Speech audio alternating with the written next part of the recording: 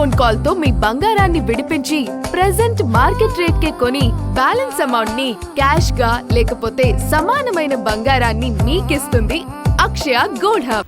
ఈశాన్య రాష్ట్రాలకు ముఖద్వారంగా ఉన్న అసోంలో కమలం మరోసారి వికసించింది. చరిత్రను తిరగరాస్తూ వరుసగా మూడోసారి బీజేపీ నేతృత్వంలోని కూటమి అధికార పీఠాన్ని కైవసం చేసుకుని హ్యాట్రిక్ విజయాన్ని నమోదు చేసింది. కాంగ్రెస్ కూటమి విసిరిన సవాల్ను సునాయాసంగా తిప్పికొట్టి బీజేపీ ఈ అద్భుత విజయాన్ని ఎలా సాధించింది? ఈ చారిత్రక ప్రభంజనం వెనుక ముఖ్యమంత్రి హిమంత బిశ్వశర్మ వ్యూహాలు ఏంటి? ఈ కథనంలో చూద్దాం.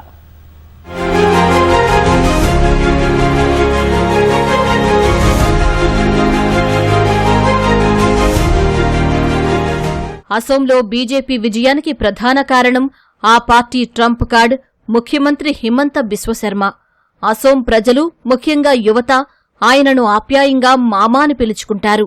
అలుపెరగని ప్రచారం, ప్రజలతో మమేకమయ్యే తీరు, సోషల్ మీడియాలో అత్యంత చురుకుగా ఉంటూ ప్రతిపక్షాలపై విరుచుకుపడే ఆయన దూకుడు బీజేపీకి కొండంత అండగా నిలిచాయి.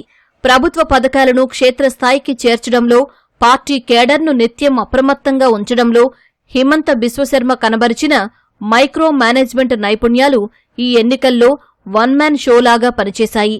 ప్రతిపక్షాలకు ఏమాత్రం ఊపిరి పీల్చుకునే అవకాశం ఇవ్వకుండా ఎజెండాను సెట్ చేయడంలో హిమంత పూర్తిస్థాయిలో సఫలమయ్యారు.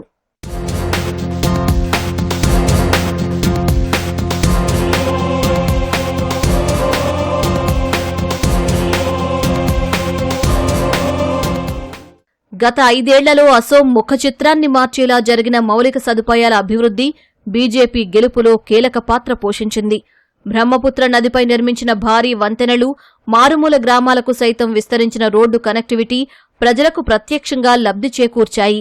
మోరిగావ్లో 27,000 కోట్ల రూపాయలతో ఏర్పాటు చేస్తున్న టాటా సెమీకండక్టర్ ప్లాంట్ వంటి భారీ పారిశ్రామిక ప్రాజెక్టులు ఉపాధి అవకాశాలపై యువతలో బలమైన నమ్మకాన్ని, సానుకూల దృక్పథాన్ని పెంచాయి. శాంతి భద్రతలు మెరుగుపడ్డంతో రాష్ట్రంలో పెట్టుబడులకు అనుకూల వాతావరణం ఏర్పడిందన్న వాదనను ప్రజలు విశ్వసించారు.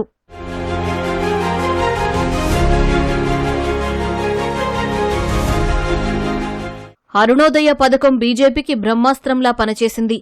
ఈ పథకం కింద నిరుపేద కుటుంబాలకు చెందిన దాదాపు 24 లక్షల మంది మహిళలకు ప్రతి నెల 1,250 రూపాయలు ఆర్థిక సాయం అందించారు. దానిని 3,000కు పెంచుతామని ఈ ఎన్నికల్లో బీజేపీ హామీ ఇచ్చింది. ఇది అతివలను ఎంతగానో ఆకట్టుకుంది. మహిళా స్వయం సహాయక సంఘాల రుణాలను హిమంత బిశ్వశర్మ సర్కారు మాఫీ చేసింది. లఖ్పతి దీదీ పథకం కింద ఆర్థిక తోడ్పాటు మహిళా ఓటర్లను బీజేపీకి బ్రహ్మరథం పట్టేలా చేశాయి.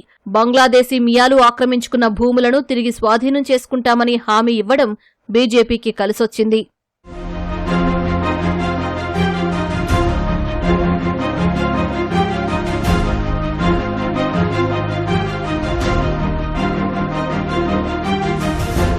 అసోం రాజకీయాల్లో మరో కీలక అంశం స్థానికుల అస్తిత్వం.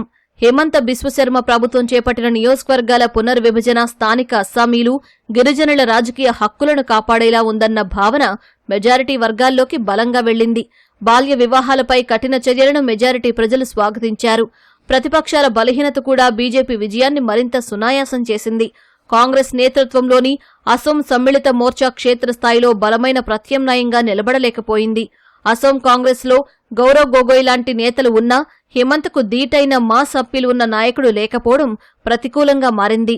బద్రుద్దీన్ అజ్మల్ నేతృత్వంలోని ఏఐయూడీఎఫ్ ఓటు బ్యాంకు కూడా బలహీనపడింది. ప్రభుత్వ వ్యతిరేక ఓట్లు ప్రతిపక్షాల మధ్య చీలిపోవడం బీజేపీకి స్పష్టమైన ఆధిక్యాన్ని కట్టబెట్టాయి.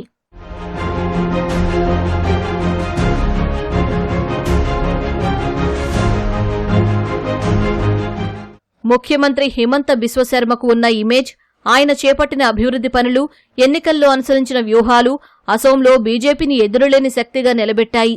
కాంగ్రెస్ ముక్త ఈశాన్య భారతం అనే కమలనాథుల కలను సుసాధ్యం చేయడంలో ఈ చారిత్రక హ్యాట్రిక్ విజయం అత్యంత కీలకంగా మారింది. ఈ ప్రభంజనంతో జాతీయ స్థాయిలో మోదీ షా ద్వయం వద్ద ముఖ్యమంత్రి హిమంత బిశ్వశర్మ ప్రాబల్యం, ట్రబుల్ షూటర్గా ఆయన ఇమేజ్ మరింత పెరిగింది.